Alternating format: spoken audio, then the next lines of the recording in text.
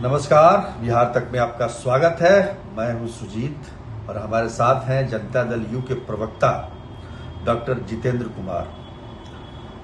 जितेंद्र जी, आज तो आप पर बड़े कड़े प्रहार होने वाले हैं और हो भी रहा है। जनता दल यू पर, बिहार सरकार पर काफ़ी लंबे अरसे के बाद आप लोगों ने आयोगों और बोर्डों का गठन किया, लेकिन जिस प्रकार से गठन हुआ है और उस गठन को लेकर सवाल भी उठ खड़े हो रहे हैं। कई नेताओं, मंत्रियों और यहाँ तक कि अधिकारियों ने अपने रिश्तेदारों को उसमें समाहित कर दिया है, जो कि एक चर्चा का, राजनीतिक चर्चा का और राजनीतिक बहस का एक मुद्दा बन गया है कि नीतीश कुमार की सरकार से इस प्रकार की अपेक्षा लोग नहीं करते हैं आमतौर पे। तो ये जो आरोप लग रहे हैं, और खासतौर पर तेजस्वी यादव ने जो कहा है कि एक दामाद आयोग भी बन जाना चाहिए, तो उस पर आपकी पार्टी का क्या स्टैंड है? कैसे आप बचाव कीजिएगा इसमें? बिहार तक के तमाम दर्शकों का मैं अभिवादन करता हूं, अभिनंदन करता हूं। और बड़ा ही मौजूद सवाल बड़े भाई साहब आदरणीय सुजीत झा जी ने पूछा है, तो मैं अपनी पार्टी की तरफ से पूरी जिम्मेदारी के साथ ये बात कहता हूं कि कुछ तो लोग कहेंगे, लोगों का काम है कहना, और हमें है सरकार में रहना और हमें है जनता की सेवा करना। विपक्ष के पास कोई अपनी जमीन नहीं है। हम लोग उनको दुष्यंत कुमार की एक लाइन कहते हैं, तुम्हारे पांव के नीचे जमीन नहीं, फिर भी तुम्हें यकीन नहीं। 3 मुद्दा अभी न्यूज़पेपर में छाया हुआ है, social media, print media, electronic media में। पहला मुद्दा के बारे में कहा गया दामाद आयोग। तो भाई, किसी का दामाद होना या किसी का बेटा होना कोई अपराध तो नहीं है। मैं भी किसी का दामाद हूं और किसी का बेटा हूं। सिर्फ किसी का दामाद होने से कोई टारगेट कर ले, यह बहुत अच्छी बात नहीं है। जिनको आयोग में जगह दिया गया है, उनका जो योगदान है पॉलिटिक्स में, समाज सेवा में, राजनीति में, या जिस पार्टी की तरफ से वो आते हैं, उस कोटे पे आते हैं, उनके योगदान को देखा जाए। किसी राजनेता के बच्चे में प्रतिभा हो सकती है, सिर्फ इसलिए कि वो राजनेता का बेटा बेटी है या दामाद है, इसलिए टारगेट करना कोई अच्छी बात नहीं है। उनका अगर योगदान है उस पार्टी विशेष में, उस पार्टी को उन्होंने सींचा है। एक राजनीतिक कार्यकर्ता लाठी खाता है, धक्के खाता है, खून पसीना तो राजनीतिक कार्यकर्ता खाता है ना, कि अधिकारियों के रिश्तेदार, उसके बाद आपको ठीक है, आप दामाद जिसको भी बनाया गया है, बहुत ज़्यादा सवाल इस पर इसलिए नहीं कर सकते कि उनका एक बैकग्राउंड है, वो बात कहा जा सकता है। लेकिन आप जो है पता गलत लिख के, पति के जगह पिता का नाम लिख के अगर इस तरह का समाहित करते हैं सदस्य को, तो ये तो एक सवाल खड़ा होता है ना जितेंद्र जी। देखिए, जहां अधिकारी की बात कहते हैं, तो सेम वही बात मैं कहूंगा कि किसी अधिकारी की पत्नी होना भी कोई टारगेट होने का कारण तो नहीं होना चाहिए। उनके योगदान पे, उनकी मेरिट पे, उनके क्वालिफिकेशन पे चर्चा होनी चाहिए। डिजर्व करती है। हाँ, बिल्कुल डिजर्व करते हैं। मैंने उनके सीवी को देखा है, उनके क्वालिफिकेशन को देखा है। हाईली क्वालिफाइड हैं वो डॉक्टरेट हैं, हाईली क्वालिफाइड हैं। आज पूरे बिहार में कितने लोग डॉक्टरेट हैं?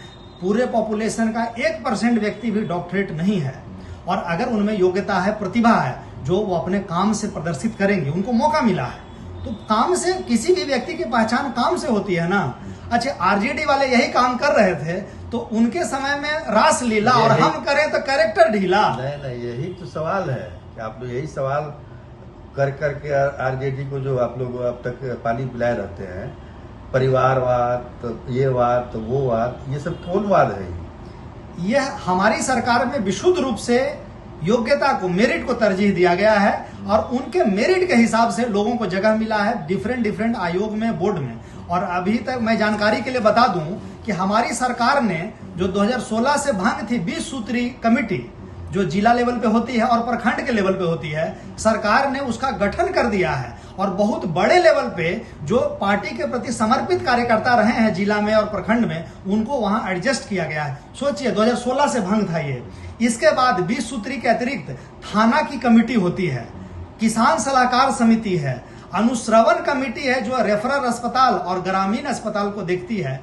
तो इस तरह से कई आयोग है और कई सारी कमेटियां हैं, और पूरे बिहार के संदर्भ में 534 ब्लॉक है, 101 अनुमंडल है, और कई थाने हैं। महिला थाना है, SC ST थाना है, इन सबको मिला दीजिएगा। आपके कहने का मतलब 30,000 में, हाँ, मेरे कहने का मतलब है 2-4-5 वैसे निकल भी है तो क्या दिक्कत है? नहीं, मेरे कहने का मतलब है कि 2-4 भी क्यों निकलेगा भाई, हम उसको भी जस्टिफाई कर रहे हैं। पूरे बिहार में 30,000 प्लस कार्यकर्ताओं को, जो एनडीए के कार्यकर्ता हैं, सिर्फ जनता दल यूनाइटेड के कार्यकर्ता नहीं है, तो अभी ध्यान सिर्फ आयोग पे जा रहा है लोगों का।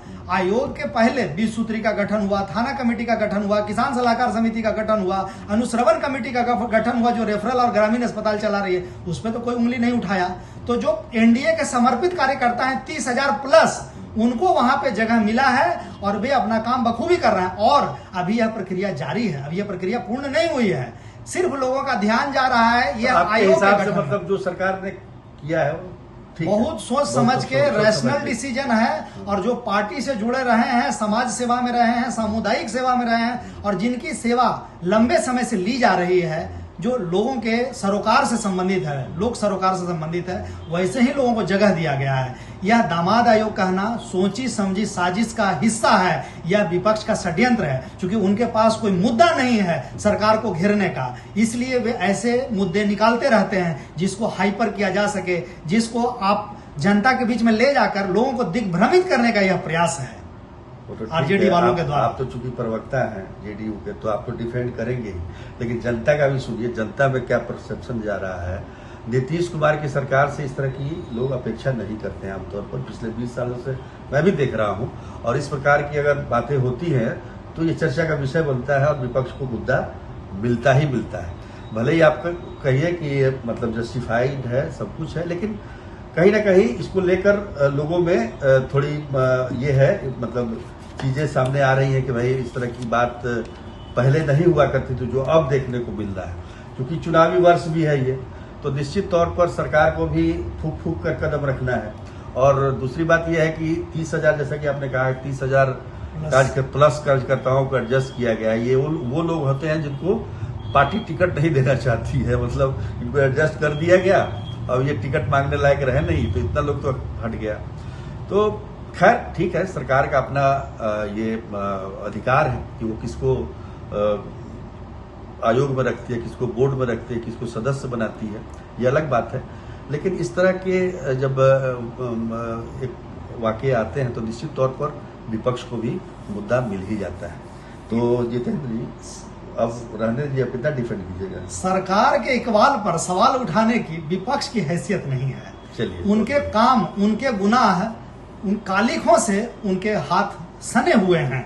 और हमारे मुख्यमंत्री जी कहते हैं कि हमारे राज्य में क्या मजाल है कि कोई इधर उधर कर लेगा।